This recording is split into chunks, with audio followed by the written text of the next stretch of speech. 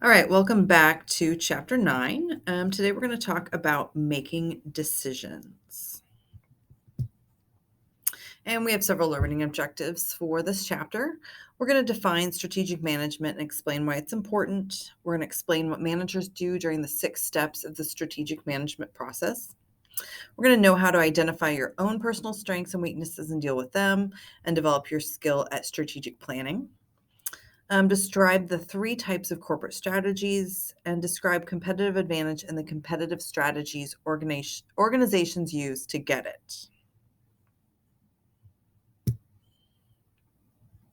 All right, so first off, what is strategic management? Okay, strategic management is what managers do to develop the organization's strategies. Okay, the strategies, those are the plans for how the organization will do what it's in business to do, how it will compete successfully, and how will attract and satisfy its customers in order to achieve its goals. Okay, so I'm Hilton. How are we going to compete against Marriott? Those the strategies that we have. How are we going to get our customers in the door? How are they going to come to Hilton versus Marriott? How are we going to achieve our goals of clean rooms, of high occupancy?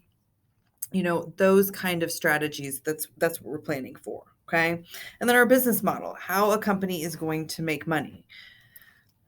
So what are we going to sell? How are we going to sell it? Who are we going to sell it to? How much is it going to cost when we make it? How much return are we going to make on what we're selling? What type of staffing do we need? What kind of personnel do we need? What kind of training do we need? All those things that go into how we are going to make money as an organization. So why is it important? Strategic management, number one, has a positive impact on performance. Okay, when we have a direction that our employees, that all of our members of our organization know that we're going in, we understand what our goals are. We know what we're working towards. It helps us be more efficient in our day to day work, and as far as the things that we're doing, making adjustments as far as how to hit those goals and hit that strategy. It also helps managers decide how to act in the face of change and uncertainty. Things have changed a lot the last couple of years. So by looking at those goals, looking at those strategies, those managers can take a look at all of their different operations, all their different business units or whatnot, and make sure and direct them, make sure they're going in the right direction. Okay, so those strategic managers take a look at how we need to adjust things in line with what our goals are, and they make those changes. And then it also helps complex and diverse organizations work together. Okay, most of you guys are working in small operational units, but in larger organizations, there's a much bigger picture that those managers have to take a look at. All right, so let's look at the strategic management process, okay? And in this process, we're going to take a look at how we identify the organization's goals and missions and everything. We're going to look at the SWOT analysis and then what we do after that. All right, so the first thing we have to do is identify the organization's current mission, goals, and strategies, okay? And the mission, again, is just the purpose of the organization. So if you look at Hilton, Hilton's mission statement is to deliver the highest quality and most innovative experiences. Okay. So everything, as they formulate those strategies, everything is going to direct it towards delivering the highest quality experiences and the most innovative experiences. So components of a mission statement can address lots of different things. Okay, but it's important, especially for if you're reorganizing your organization or you're a new organization or you just need to refocus, taking a look at all the components of this mission statement. Okay, so first off, who are the firm's customers? Like who are we marketing? Okay, you'd like to say that you're marketing everybody, but that's not very realistic. Okay, you probably have a smaller demographic that's realistically your customers. Okay, where do we compete geographically, or what area of society is going to utilize our product? Are we committed to the growth and financial stability? Okay, so for, let's say you're a nonprofit, maybe you're focused towards growth, but not necessarily towards profiting, right? And what do we do with that money? Okay, but we have to know that as an organization, that would be one of our goals, or maybe it isn't one of our goals. We also we want to know what our firm's basic beliefs, values, and ethical priorities are. Do we have a concern for a public image? Okay. What are the firm's major products or services? Okay. So in the Hilton mission statement, they never said that they offer hotel rooms, right? They are offering the highest quality and most innovative experiences. Okay, so that's important for the team members to understand when they go to work each day. We're not just selling rooms. Okay, we're selling experiences. So you can you can fold, make the bed, fold the towels the way that that they're supposed to be. But if you can't say hi to people in the hall and give them a great experience, or make sure that their food comes out on time, or in the restaurant, or that the pool is clean, that's all part of the experience. It's not just about the rooms. We also want to know, is the firm technologically current? Okay, and it's okay if it's not. So when I was in catering, I used to our specialty was mesquite grilled food that was grilled on site. So not a lot of technology, that's, I mean, how the cavemen did it, right? But it was important for us to know that, hey, we might not come with the most innovative equipment, okay, but what we have is what we're good at, and that's what we're going to utilize. We want to know what the firm's major competitive advantages are and their core competencies, which we'll go over a little bit later. And then, are the employees a valuable asset to the firm? All right, so once we've developed a mission statement, we need to do an external analysis, okay? And often you're going to hear this referred to as a SWOT analysis, okay? So the OT of the SWOT analysis is the opportunities and the threats. Okay, so opportunities, those are positive trends in the external environment. And then threats are a negative trend in the external environment. Okay, so for opportunities, again, let's think about Hilton. Might be changes in consumer behavior, okay, what they're spending money on, right? That could be an opportunity. People have been locked up for 2 years now. They're ready to go out and travel, okay? Maybe, if you're looking at the downtown location, maybe there's some new conferences that are coming in town that you could take advantage of. Then when you look at the threats, you have to look at things that are a little outside of your control.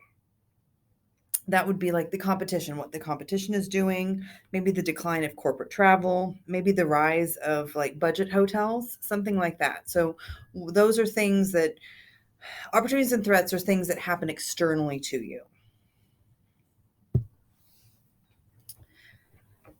Then we have to look at our strengths and our weaknesses, the S and the W, okay? So the resources that you have are an organization's assets that are used to manufacture and deliver products to the customer, okay? So that could be your staff, that could be what you produce, that could be your maybe your buying power, maybe let's say how much land or how much office space you have, how much business that you can take care of. Okay, those are your resources. Your capabilities are the organization's skills and abilities in doing the work activities needed in its business. And the core competencies are the organization's major value creating capabilities that determine its competitive weapons. Okay, so we want to look at what our strengths are.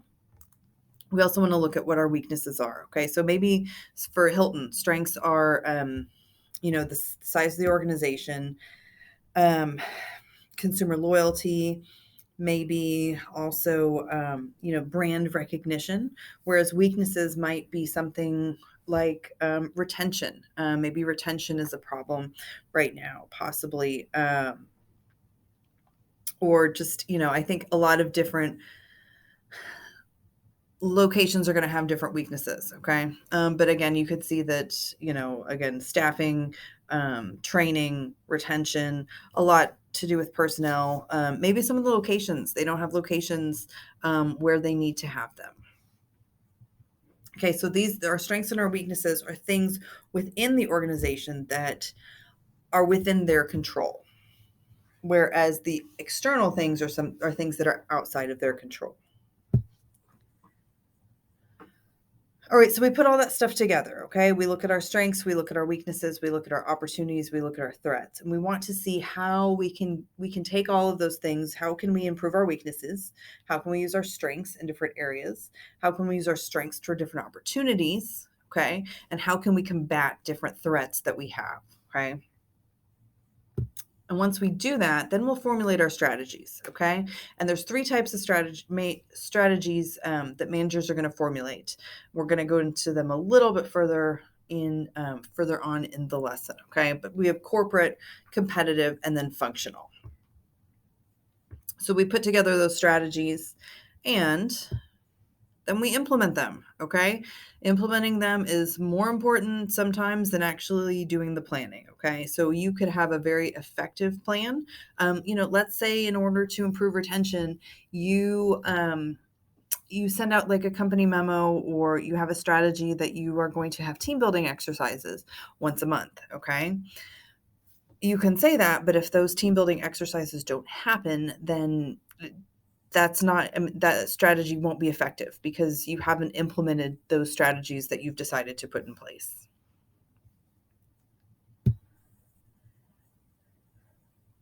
Then once we've implemented those strategies, we need to evaluate the results, okay? So if we have decided that we're going to have team building exercises once a month within our organization, we need to look and see if we can look at the data. Are we retaining more people? What is our quality of training? Maybe taking a look at, let's say we get comment cards. We look at those numbers. Are numbers the certain numbers as far as like attentiveness and how our staff reacts, like how have they changed? Okay, we want to look at those things. We want to see, is our strategy working, or do we need to make any sort of adjustment?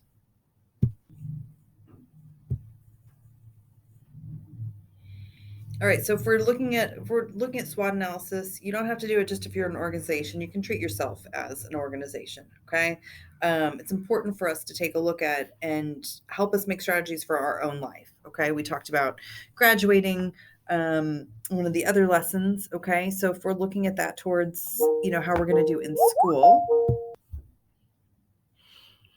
Okay, scratch whatever I just said. I'm sorry, my phone rang. I don't know where I was at. I'm going to start the slide over. Okay, so learning your strengths and weaknesses. Okay, so SWOT analysis would be important to do for yourself personally. We talked about graduating in previous chapters. So we want to identify our strengths, like maybe one of my strengths is that like I always attend class. But maybe one of my weaknesses is that I don't really listen when I go to class, or I don't take very good notes or something like that.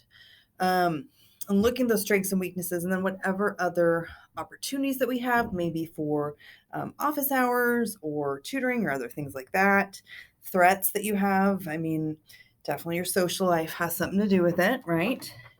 And develop a strategy to do something about your strengths and weaknesses. Keep that running list, like understand how you work. Okay. I'm not going, when I do lectures, I don't tend to have the longest lectures. Okay. I do believe that quality over quantity. So in order for me to make sure that I am successful in classes, I usually prepare some activities. So I've just identified what my weaknesses are, and I've turned them around and just made a plan for it. But for you guys, interviewers are going to ask you, what are your strengths and what are your weaknesses? Okay.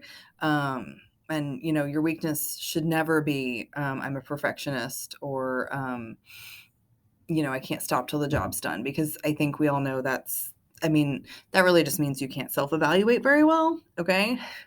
So really take a look at when you think about your weaknesses. So let's say it's time management, right? So you might tell an interviewer, like I've struggled with time management lately, but these are my strategies as far as what I'm doing to combat that, and so far it's been successful. So it's important to look at those things before you go interview, because, an interviewer wants to know that. They want to know what you're doing to make sure that whatever isn't working perfectly in your life, you're working towards making it just a little bit better. All right, so we said we talk about corporate, competitive, and functional strategies. All right, so your corporate strategy, that's the one that encompasses the entire business, okay? Your competitive strategies, those are the ones that focus on your, let's say, strategic business unit. Okay, if we're looking at Hilton again, your competitive strategy, how they're going to compete with, maybe in United States, North America, they're competing with Marriott, right? But maybe in Hilton, maybe Hilton in Asia, they're competing with another company over there. And maybe in Europe, they are competing with someone different. Okay, so they're going to have different competitive strategies. Okay, so maybe in North America, because they're competing with Marriott, they're focusing on credit cards and points and loyalty and really focusing on some of those things, whereas the other strategic business units, like, let's say China or whatnot, is focused more on, let's just say, cleanliness or marketing to the business class person. I mean, just understand that their clientele is just a little bit different, so they have to have a different competitive strategy. And then we look at the functional strategies. These are going to be far different departments, okay? So for human resources, we talked about how if you're trying to increase employee morale or increase retention, a strategy would be to increase employee engagement. And, maybe one of those action steps is to have team building once a month, happy hours, things like that.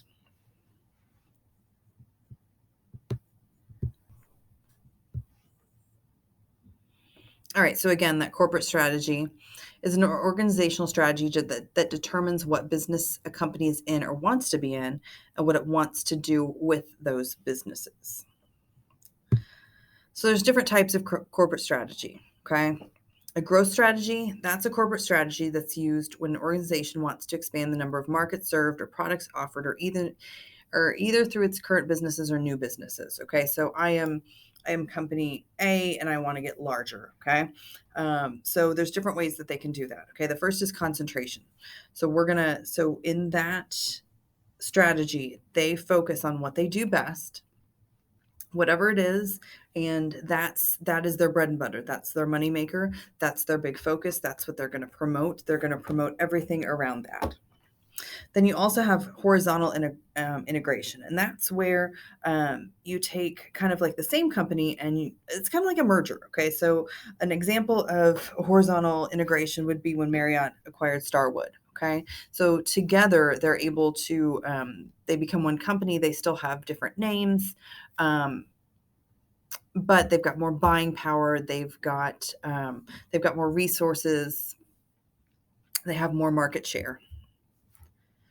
You also have vertical integration, okay? And that's where you take an organization and you have different companies that support the organization, okay? So when I worked for Pappas, we were a vertically integrated company.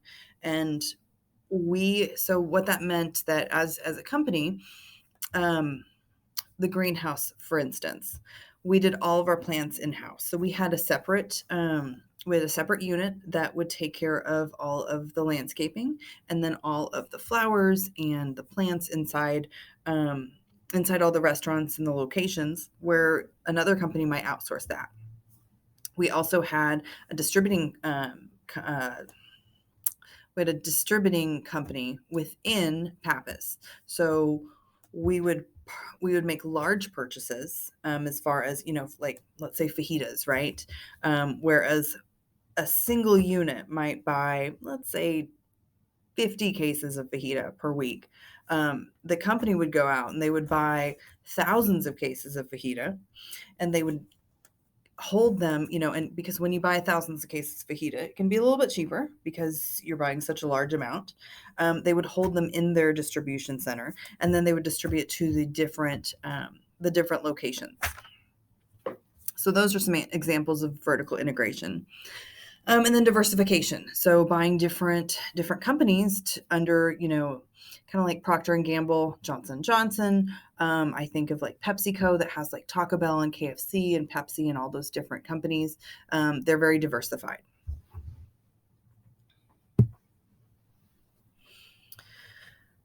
All right, so you have a stability strategy. That's a corporate strategy in which an organization continues to do what's currently doing. Okay, so our strategy is really just, it's not broke. Let's not fix it. Let's just keep going where we're going. Let's just stay even keeled. Then we have a renewal strategy, and that's a corporate strategy designed to address declining performance. So, you know, movie theaters, AMC right now, you're probably going to see some sort of renewal strategies coming out really pretty soon to combat, Netflix and Amazon and the fact that people just aren't going to the movies as much as they used to. And how can they get people back? How can they address this declining performance? And how can they save their company? Now, the BCG matrix, there is a very good video on Blackboard. Please watch that because I'm not going to go over these, but you do need to understand those, and the video explains it very, very well. But know that there's stars, cash cows, question marks, and dogs. But again, after this, mark it in your notes, watch that video. All right, a competitive strategy. All right. We saw that for more of our strategic business units, right? Our competitive strategy is an organizational strategy for how an organization will compete in its business, okay? And that strategic business unit is the single independent business of an organization that will formulate their own competitive strategies, okay? So let's say Chick-fil-A. Chick-fil-A, their competitive strategy, they have the chicken sandwich.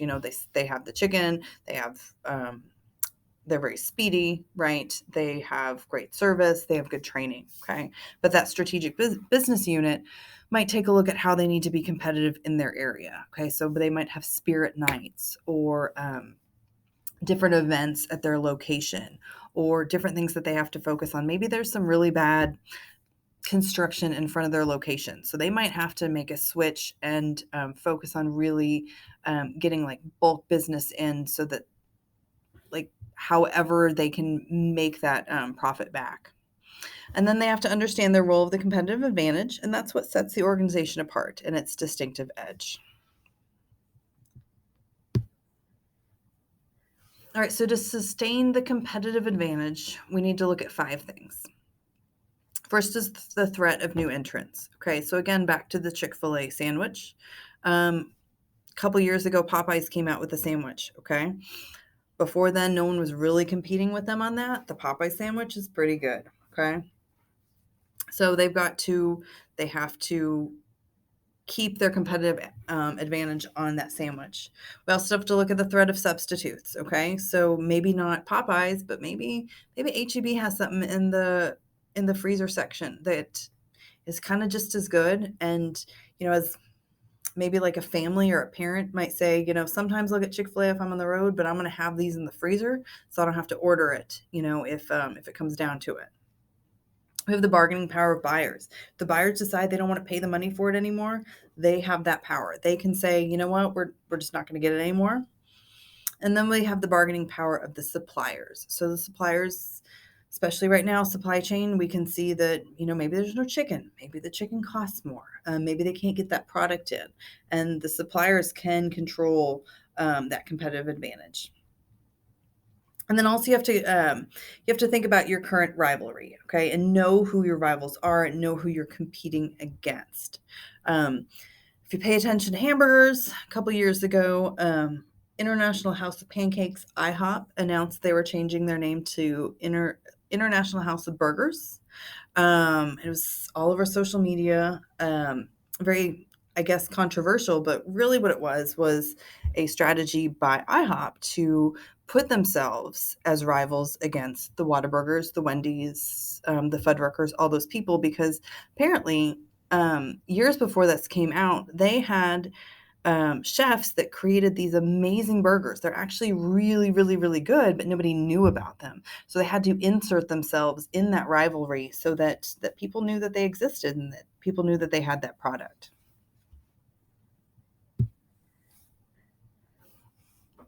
All right, in choosing a competitive strategy, there's 4 different options we can look at, okay? First is the cost leadership strategy. That means we're the cheapest, okay? We're the best bang for your buck. Then we have the differentiation strategy. And when a company uses that, they show how their product is different, how it's better, how it fills different needs.